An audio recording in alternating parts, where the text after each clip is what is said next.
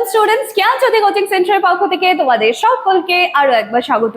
আলোচনা করবো আজকে আমরা লিডারশিপ ইন ম্যানেজমেন্ট। ঠিক আছে, এই জায়গাটা নিয়ে আলোচনা করবো বা বলতে পারো এটা নিয়েই আজকে আমাদের ক্লাস বা আলোচনার বিষয়। তোমাদের সিলেবাসের মধ্যে থেকেই কিন্তু নিয়ে আসা একখানা টপিক। তো চলো আলোচনার বিষয় শুরু করার আগে এই জায়গাটি একটু দেখে নিচ্ছি। তোমরা যারা ভিডিও কন্টিনিউ আমাদের ফলো করছো, চ্যানেলে রয়েছো বা আমাদের রেগুলার ভিউয়ার্স যারা রয়েছো, তারা যদি চাইছো আমাদের সাথে যোগাযোগ করতে, বোর্ডের কর্নারে দুটো কন্ট্যাক্ট নাম্বার দেখতে পাচ্ছ, যে কোনো একটি নাম্বারে কল করে কিন্তু আমাদের সাথে যোগাযোগ করে নিতে পারো। তোমাদের সমস্ত রকমের যা ডাউটস রয়েছে, যা কোয়ারিজ রয়েছে, সমস্ত কিছু কিন্তু ক্লিয়ার করে দেওয়া হবে। জাস্ট কল করতে হবে। চলো অতিরিক্ত কথায় না গিয়ে আলোচনার বিষয়ে ফিরে আসা যাক। তাহলে লিডারশিপ ইন ম্যানেজমেন্ট, ঠিক আছে, চলো এই বিষয়টা কি বলছে দেখে নিচ্ছি। দেখো, এই যে লিডারশিপ বা নেতৃত্ব দেওয়ার যে জায়গাটা রয়েছে সেটা নিয়ে তাহলে আলোচনা করছি। তাহলে এটা একটা প্রসেস যার মাধ্যমে একজন ব্যক্তি অন্যদেরকে প্রভাবিত, অন্যদেরকে অনুপ্রাণিত এবং অন্যদেরকে পরিচালনা করে কেন করে? এটি নির্দিষ্ট লক্ষ্য অর্জনের জন্য কিন্তু এগুলো করা হয়। ঠিক আছে, অর্থাৎ নেতৃত্ব হলো মানুষের মাধ্যমে কাজ সম্পন্ন করার একটা প্রক্রিয়া। যেমন মনে করো আমার একটা কোনো কাজ রয়েছে যেটা আমি চাই যে 5 জন মিলে সেটা কমপ্লিট করবে, তাহলে আমি কি করব? আমি কিন্তু এবার সেই কাজের নেতৃত্ব দেব এবং at the end of the day আমি কি চাইবো যে ওই 5 জনকে নেতৃত্ব দিয়ে আমার যেন সেই যেই আমার কাজ ছিল বা যে আমার গোলস ছিল সেটা যেন ফুলফিল হয়ে যায়। ঠিক আছে, সিম্পলি এভাবে মনে রাখবে, এত বইয়ের ভাষায় যাওয়ার আগে কনসেপ্ট ক্লিয়ার রাখবে, বাকি নিজেই বুঝতে পারবে। চলো, আচ্ছা, লিডারশিপ শুধু নির্দেশ দেওয়ার মধ্যে সীমাবদ্ধ নয়, এটি একটি কিন্তু ইনফ্লুয়েন্স প্রসেস। একজন ভালো নেতা সবসময় দেখবে যে তার আচরণ, তার ব্যক্তিত্ব, তার যোগাযোগ দক্ষতা এবং সিদ্ধান্ত গ্রহণের মাধ্যমে অন্যের উপর প্রভাব ফেলে। আচ্ছা, এই যে লিডারশিপের যে ব্যাপারটা রয়েছে বা নেতৃত্ব দান করা, এটা কিন্তু দেখবে যে সবার দ্বারা কিন্তু পসিবল হয় না।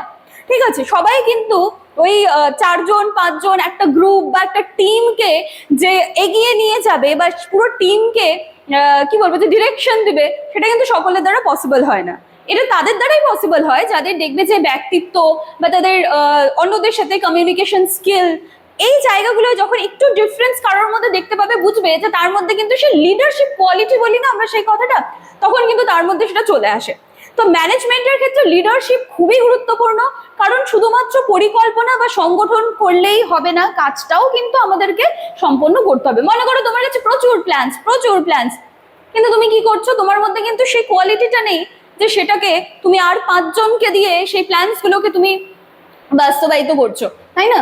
আচ্ছা, এবার দেখো লিডারশিপের কিছু গুরুত্বপূর্ণ উপাদান রয়েছে, যেমন leader, followers, goal and situations.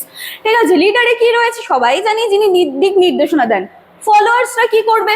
যারা কাজটাকে সম্পন্ন করে দেবে। গোলস কি থাকবে? যে উদ্দেশ্যে সেটাকে অর্জন করতে হবে।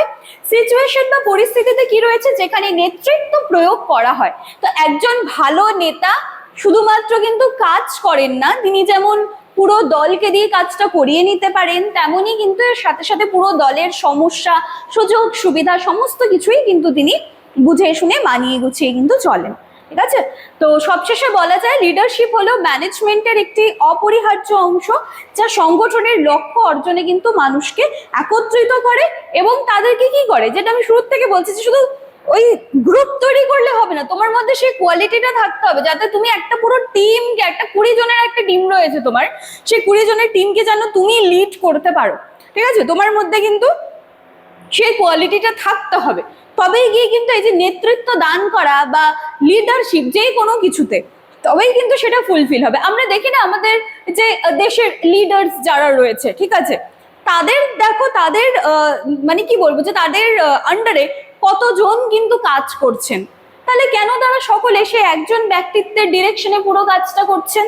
কারণ যিনি সকলকে ডিরেকশন দিচ্ছেন ওনার মধ্যে কিন্তু সেই কোয়ালিটিটা রয়েছে, যার জন্যই কিন্তু দেখা যাচ্ছে যে একজন গুড লিডারশিপ, ঠিক আছে, সেই কোয়ালিটিটা যার মধ্যে থাকে তিনি কিন্তু পুরো ব্যাপারটাকে সুন্দরভাবে লিড করতে পারেন। ঠিক আছে, তো আলোচনার বিষয় আমার এতখানিই ছিল, আশা করছি সকলে কিন্তু বিষয়টা বুঝতে পেরেছো।